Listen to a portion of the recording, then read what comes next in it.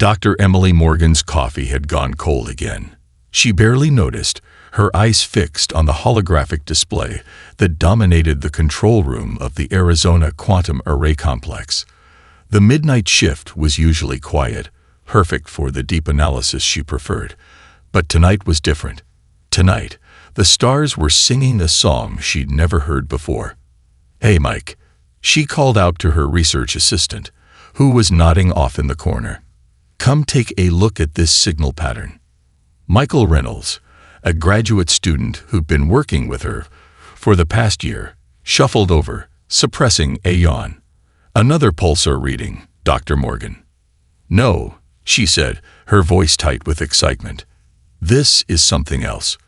Look at the mathematical sequence." Her fingers danced across the holographic interface, highlighting a series of peaks and valleys in the signal structure.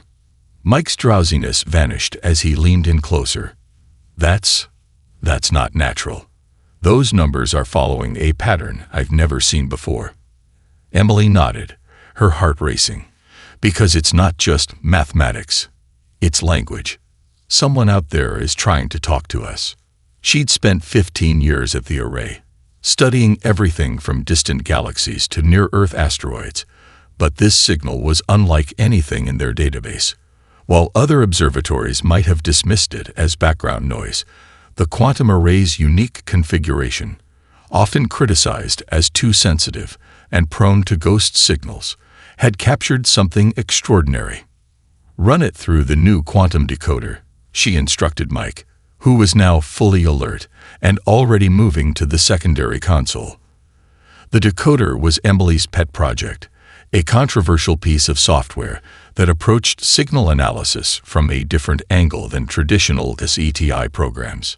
The room hummed with energy as the quantum computers processed the data. Minutes stretched into hours as they worked, testing every possible permutation of the signal structure.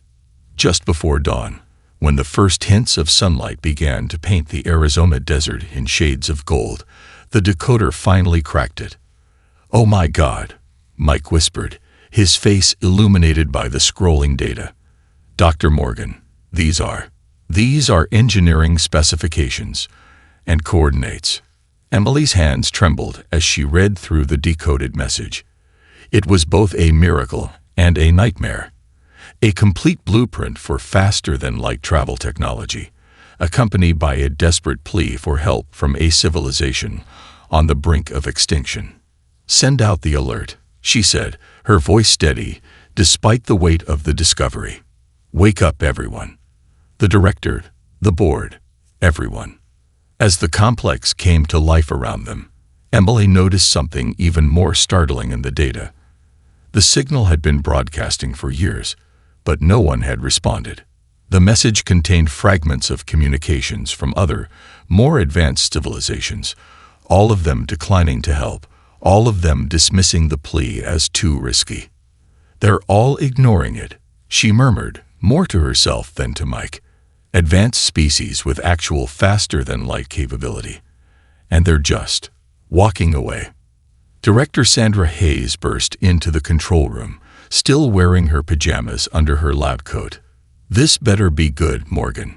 Emily turned to her superior, her eyes bright with purpose. "Director, we're about to make history. Our primitive computer systems just did something no advanced alien technology could or would do. We found a pattern in the chaos. Someone out there needs help, and for some reason, Earth is the only planet that can hear them."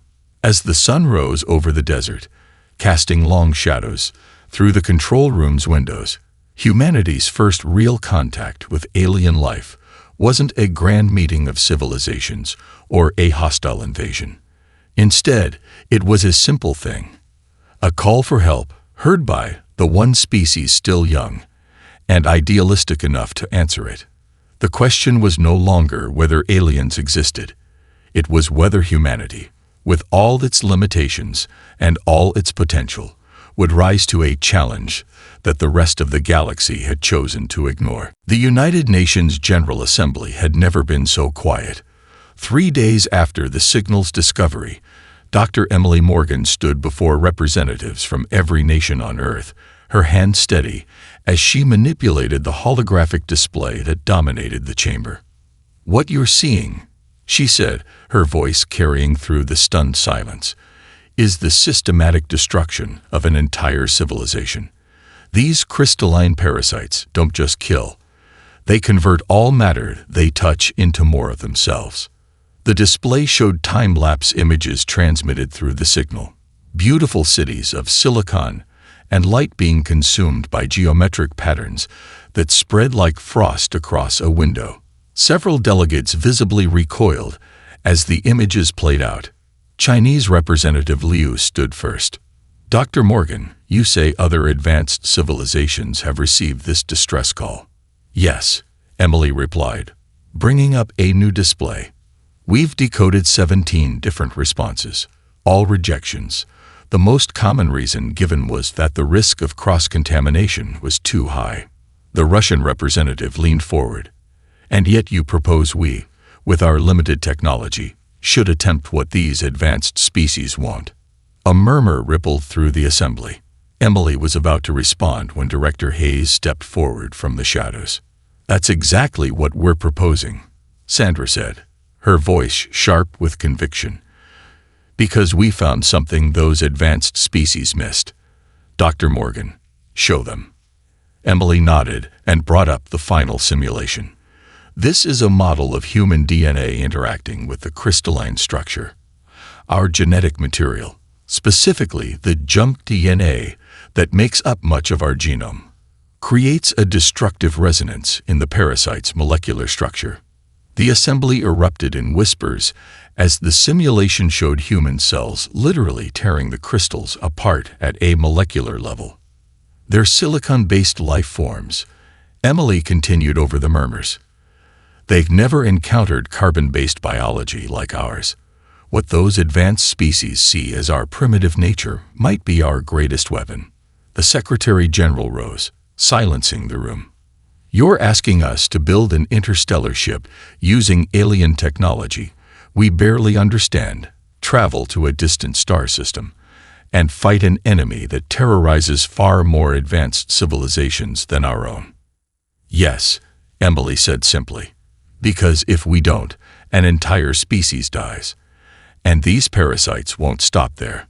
The signal shows they're already spreading to neighboring systems." The British representative stood.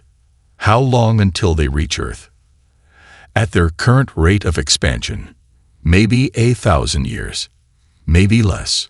Emily paused, letting that sink in. "We can wait until they're on our doorstep, or we can stop them now, while we have the chance to save billions of lives in the process." The chamber erupted in debate. Hours passed as nations argued, alliances formed and broke, and the weight of the decision pressed down on every person present. Emily watched as humanity grappled with its first true cosmic choice. Just before midnight, the Secretary General called for a vote. The result was unprecedented, unanimous approval. Every nation on Earth, setting aside their differences, agreeing to pool their resources for a mission that would either unite humanity in triumph or in extinction. As the assembly disbanded, Director Hayes pulled Emily aside. "They'll need someone to lead the scientific team," she said quietly. "Someone who understands both the signal and what we're up against." Emily looked back at the hologram, still showing the dying alien world. "I never wanted to make history," she said. "I just wanted to study the stars. Sometimes the stars study us back," Sandra replied. "They're testing us, Emily, testing whether we're ready to join something bigger than ourselves." As they left the chamber, the weight of what was to come settled over them. Humanity had made its choice. Now they had to prove that being primitive didn't mean being powerless. The real work was about to begin. The skies above Cape Canaveral crackled with energy as the latest prototype engine fired up. Dr. Emily Morgan watched from the control room, her eyes fixed on the readouts, while engineers from 20 different nations held their breath. This was test number 47, and they were running out of time. Quantum field is stable, called out Dr. Jackson Hayes, their lead physicist who'd been recruited from CERN. His hands flew over the controls, making minor adjustments. Matter-antimatter reaction holding steady at 80%. Emily checked her own readings. The alien blueprints had been clear, but translating them into something humans could actually build was proving to be a nightmare. They'd lost 3 prototypes already, each failure costing precious time and resources. "Wait," she said, noticing something odd in the data stream. "There's a pattern here we haven't seen before. The engine isn't fighting the quantum field. It's dancing with it." Jackson leaned over her shoulder, his eyes widening. "Of course, we've been trying to force stability, but look at these oscillations. They're natural, like a heartbeat." The revelation hit Emily like a thunderbolt. We've been thinking like advanced aliens, trying to control every variable. But what if that's wrong? What if we need to think like humans? She quickly adjusted the controls, letting the engine's natural fluctuations guide the power flow. The readings immediately stabilized, and the prototype's output jumped to 95% efficiency. "It's working," someone shouted, and the control room erupted in cheers. But their celebration was cut short by an urgent call from the genetics lab. Dr. Rachel Foster, their leading biotechnology expert, appeared on the main screen, her face grave. "We've got a problem," she said without preamble. "The latest deep space probes just sent back their data. The crystal parasites are evolving faster than we predicted. They're learning to adapt to different types of matter." Emily felt her heart sink. How long? At their current rate, they'll reach the next star system in months, not years. And each new form of matter they consume makes them stronger. Jackson stepped forward. "What about the human DNA weapon?" Rachel's expression changed to one of cautious hope. "That's actually why I called. We've made a breakthrough. Emily, remember how you let the engine find its natural rhythm? We applied the same principle to our DNA research." She shared her screen, showing a microscopic view of human cells interacting with a sample of crystal material retrieved from the probe data. "We stopped trying to weaponize specific genes and instead let the entire DNA structure do what it does naturally, adapt and evolve. The results are, well, see for yourself." The video showed crystal structures not just breaking down, but being completely transformed by contact with human genetic material. The process was beautiful and terrifying to watch. "Our primitive DNA is actually perfect for this," Rachel explained. "We're the result of billions of years of evolution, of countless battles against viruses and bacteria. Our genetic code is an archive of survival strategies that these crystals have never encountered." Emily turned to Jackson. "Can we modify the engine design to carry a biological payload?" He was already running calculations. "Better than that. If we integrate the DNA treatment into the ship's quantum field, we could create a weapon that operates on both a physical and biological level." "Do it," Emily ordered. "And get me the project leaders from every division. We need to accelerate everything." As the control room burst into frenzied activity, Emily stared at the prototype engine, still humming with power. They'd started this project thinking they needed to become more like the advanced aliens to succeed. Instead, their greatest breakthroughs came from embracing what made them human. The race against time had become a race to save not just one civilization, but potentially the entire galaxy. And humanity's best hope lay not in mimicking their advanced cousins, but in being exactly what they were: gloriously, chaotically human. Humanity's hope gleamed like a newborn star in Earth's orbit, its quantum drive pulsing with an almost living energy. Inside the bridge, Dr. Emily Morgan ran through the final launch checklist, her hands dancing across holographic controls that still felt alien despite months of training. "Engineering reports all systems go. Dr. Jackson Hayes called from his station, the quantum drive's soft hum resonating through the ship's hull. DNA integration matrix is stable. Commander Marcus Wade, their military expert and mission leader, studied the long-range scans. His Special Forces background had made him the perfect choice for a mission that would require both discipline and the ability to think far outside any box. "Last chance to back out," he said, his voice light, but his eyes serious. "We're about to jump further than any human has ever gone." Dr. Rachel Foster, monitoring the biological systems, laughed nervously. "Pretty sure we passed the point of no return when we built this thing." Emily took a deep breath. Initiating quantum jump in 3, 2, 1. The universe stretched, twisted, and then snapped like a rubber band. Stars blurred into lines of light as the ship tore through the fabric of space itself. Everything was going according to plan until an alarm blared through the bridge. "Unknown anomaly detected." Jackson shouted over the noise. "The quantum field it's not behaving according to the blueprints." Emily's screens filled with data that made no sense. They were passing through something the alien engineers had never encountered or never documented. A storm of pure quantum energy that threatened to tear their ship apart.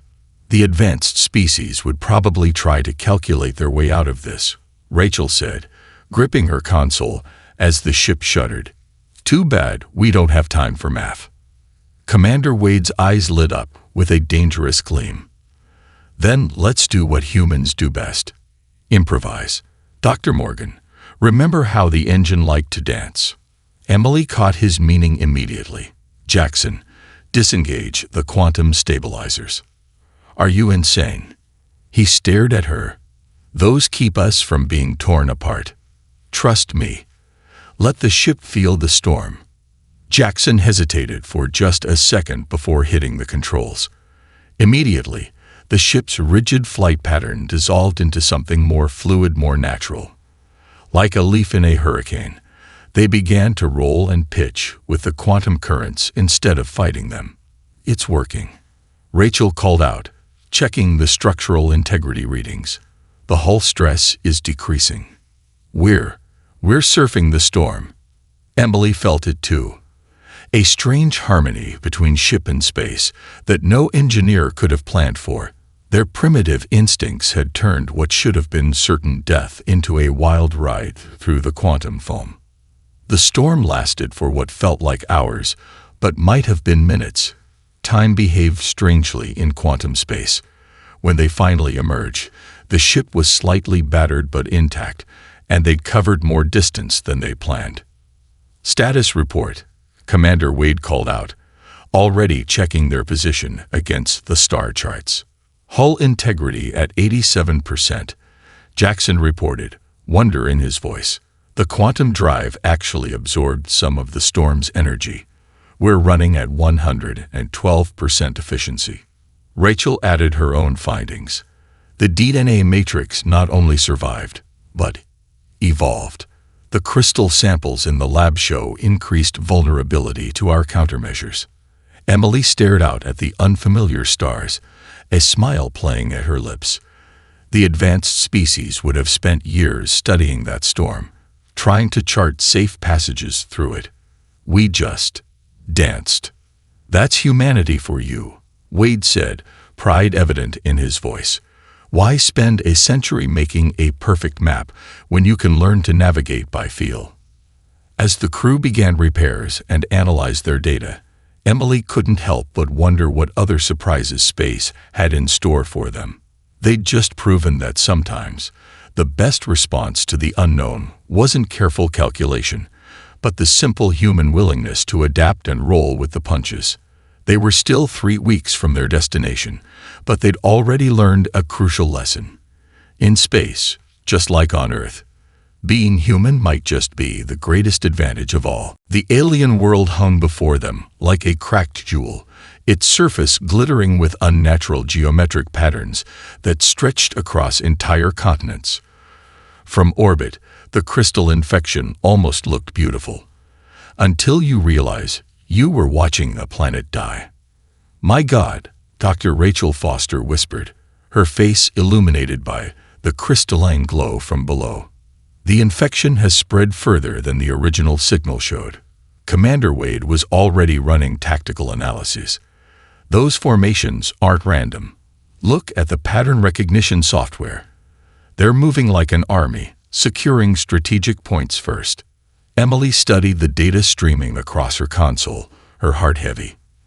The crystal parasites had already consumed most of the planet's major cities, leaving only a few protected enclaves where the Zix still held out. I'm detecting a signal, Jackson announced from his station.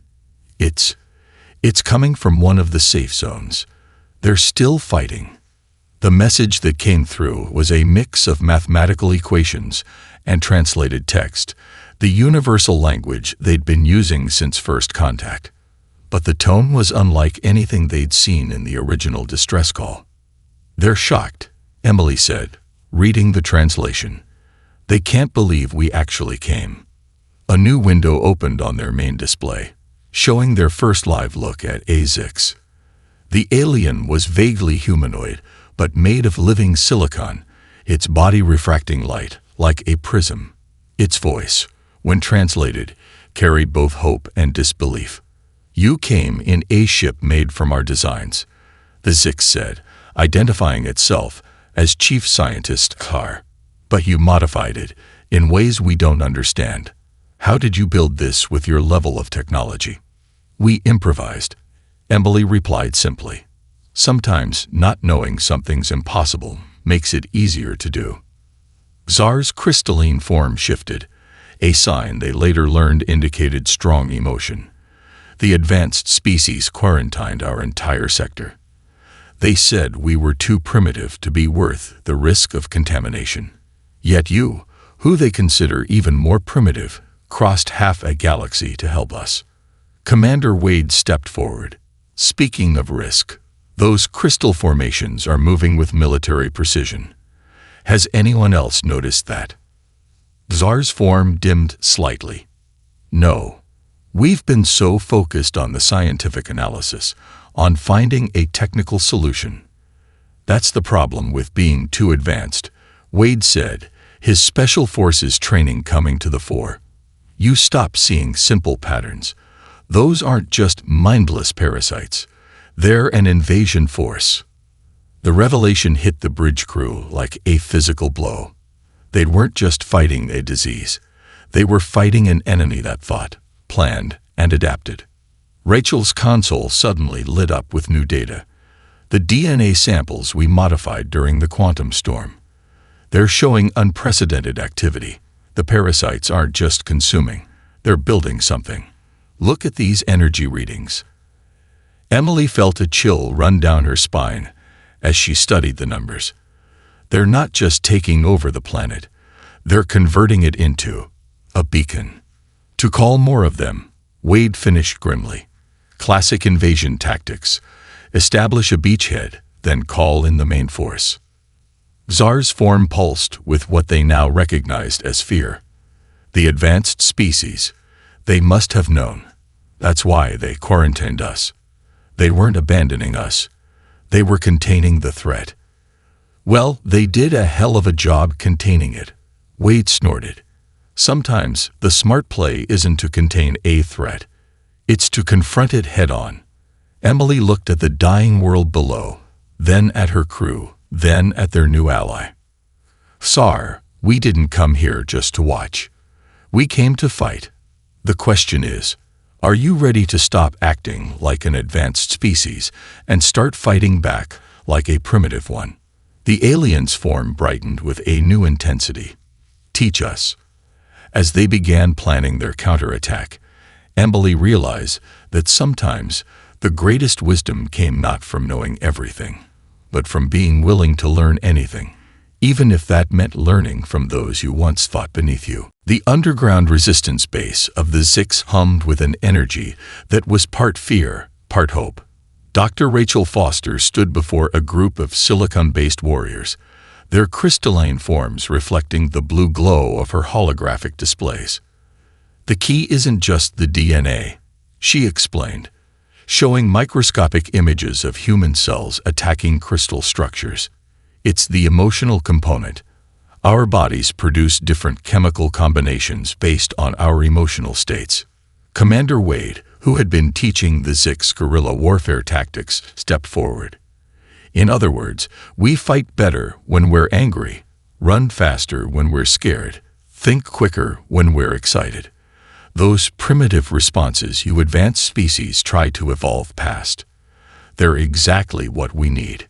Chief Scientist SAR's form shifted, in what they'd learned was amazement. You're suggesting we weaponize feelings we already have, Emily said, entering the chamber with Jackson. Show them. Jackson activated a secondary display, showing their latest weapon test. A sample of the crystal parasite was exposed to human DNA combined with various emotional markers. The results were stunning. Adrenaline-enhanced samples tore through the crystals like wildfire. The parasites are used to fighting logical, predictable opponents, Rachel continued. They've never faced anything like human biology, chaotic, emotional, and constantly adapting. One of the Zix warriors, their crystal form tinted with a red hue, moved forward. But we cannot use your DNA directly. We are silicon-based. That's where this comes in, Emily said, revealing a device that looked like a cross between a rifle and a medical scanner. We've modified the quantum field technology from our ship. It creates a bridge between carbon and silicon-based biology. When you fight, your own emotions will power the weapons. Wade had already started organizing the resistance into strike teams. The parasites think in straight lines, attack in perfect formations. We'll hit them where they don't expect it, using tactics that make no logical sense. Chaos as a weapon, Tar mused, their form rippling. How beautifully primitive. The next few hours were a flurry of preparation. The Zix, despite their advanced nature, proved to be quick studies in the art of human warfare. They learned to channel their fear, their anger, their hope into the weapons. Each emotional state created different effects on the parasites. Remember, Wade instructed as they prepared for their first strike. Don't think like an advanced species. Think like a survivor. Think like a fighter. Think like a human. Emily watched from their mobile command center as the first teams moved out. The plan was deliberately unpredictable. Multiple small teams hitting various points, each using different emotional signatures in their weapons. The parasites wouldn't be able to adapt to any single attack pattern. First contact in 3, 2, 1. Jackson counted down. On their screens, the battle unfolded like a light show. The Zix warriors, powered by raw emotion and armed with human-inspired technology, tore into the parasite formations. Where the crystals expected logical, predictable attacks, they found chaos. Where they anticipated strategic retreats, they found berserker charges. It's working, Rachel exclaimed, monitoring the biological readings. The parasites can't adapt fast enough. They've never seen combat like this. Through their communications, they could hear the Zix warriors shouting battle cries, something their species had never done before. The sound was like breaking glass, beautiful and terrible. We've got movement, Wade called out. The main crystal formation is shifting. They're retreating. Emily studied the tactical display, her heart racing. Not retreating, regrouping. They're learning, adapting. But so are we. She turned to her team, seeing the same determination in their eyes that she felt in her heart. They'd thrown the first punch, proved their theory correct. Human biology, human emotions, and human tactics could hurt these things. But the real battle was just beginning, and the enemy was about to show them why even the advanced species had chosen to run instead of fight. The crystal storm raged across the planet's surface, a tsunami of geometric shapes that threatened to overwhelm everything in its path. The parasites had adapted, just as Commander Wade predicted, but not in a way anyone expected. "They're not just fighting back," Emily shouted over the command center's alarms. "They're trying to merge into a single entity." The main display showed the horror unfolding before them. Billions of crystal parasites fusing together, creating a vast, living lattice that rose like a mountain from the planet's surface. Each fragment contained the intelligence of the whole, making it nearly impossible to outthink. "Our weapons are barely making a dent now," Rachel reported, her voice tight with frustration. "The emotional resonance is being dispersed across the entire structure." Jackson's hands flew across his console. "The quantum field readings are off the scale. They're not just building a beacon anymore. They're becoming one." Through their neural link with the Zix warriors, they could feel the alien soldiers' fear. The enemy had taken their advanced technology and turned it against them, creating something that should have been impossible. But Commander Wade was smiling. "Don't you see?" he said, his eyes alight with understanding. "They're doing exactly what advanced species always do, making themselves bigger, more complex, more logical. And that's their mistake." Emily caught his meaning instantly. "Because the bigger they are, the harder they fall," Wade finished. "Dr. Foster, what happens to your DNA weapon when we don't try to control the emotional output?" Rachel's eyes widened. "It becomes exponentially more powerful, but also completely unpredictable. We could never calculate the effects." "Perfect," Wade grinned. "Because neither can they." The plan came together in minutes. It was insane, reckless, and completely human. They would link their remaining weapons into a single network, powered not by controlled emotions, but by raw, unfiltered human feeling. "Tar," Emily called to their alien ally, "Get your people ready. When this hits, you'll need to channel everything you've learned about being human. Every emotion, every irrational thought, every wild hope." The Zix commander's form pulsed with understanding. "We will fight like humans, with our hearts, not our minds." The preparation was swift because it had to be. The crystal entity was growing stronger by the second, its vast intelligence already reaching for the stars. They had one shot at this. "Neural links active," Jackson reported. "Every warrior, human, and Zix is connected." Rachel's voice was steady. "DNA resonance chambers at maximum. Safety protocols disabled. Remember," Emily broadcast to all their forces, "don't think. Feel." Wade gave the order. Now. In that moment, something unprecedented happened. Hundreds of beings, both carbon and silicon-based, opened themselves completely to their emotions. Fear, hope, rage, love, joy, desperation. All of it flowed through the neural network and into their weapons. The result was beyond anything they could have calculated. The DNA weapons didn't just fire. They erupted with the full spectrum of human emotion. The quantum field carried it like a tidal wave, transforming the very air into a weapon. The crystal entity never stood a chance. All its intelligence, all its perfect logic, meant nothing against the raw power of unchecked emotion. Where it tried to adapt, it found chaos. Where it sought patterns, it found only the wild, unpredictable storm of feeling. Through their neural links, every warrior felt the moment the entity began to break. It started as a single crack, then 1,000, then 1,000,000. The perfect geometric patterns shattered, unable to maintain cohesion against something they couldn't understand or predict. And as the crystal mountain fell, its fragments raining down like diamond snow, Emily realized they'd done more than win a battle. They'd proven that the most advanced weapon in the universe wasn't technology or logic. It was the simple, messy, beautiful thing that made humans human. The ability to feel. 1 month after the battle, the Zix homeworld sparkled with a different kind of crystal. The rising sun caught the natural silicon formations that had begun to regrow, no longer corrupted by the parasites but healing, growing in organic patterns that defied geometric perfection. Emily stood on a balcony in the rebuilt capital city, watching Zix and human engineers working together to clear the last of the parasite remnants.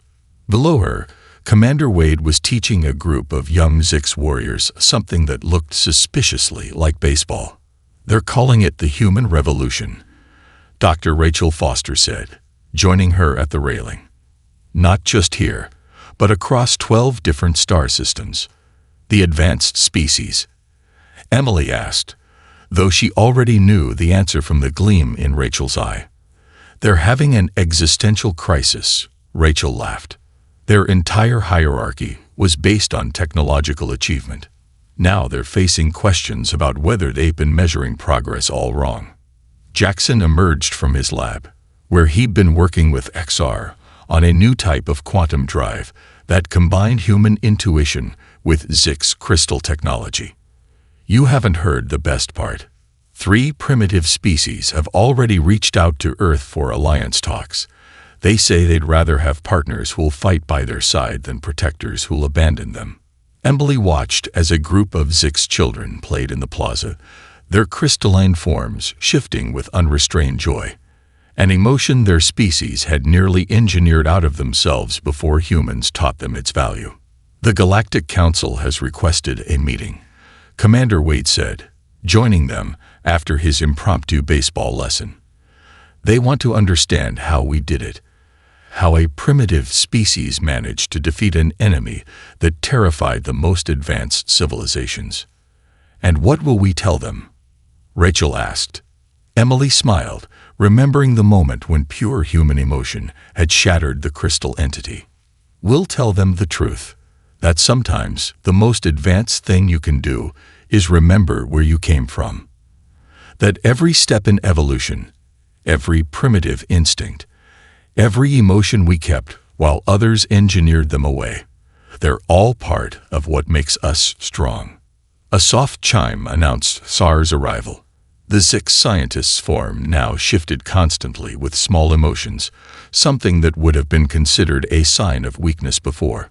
"The first human embassy on a non-Earth world is ready for its opening ceremony.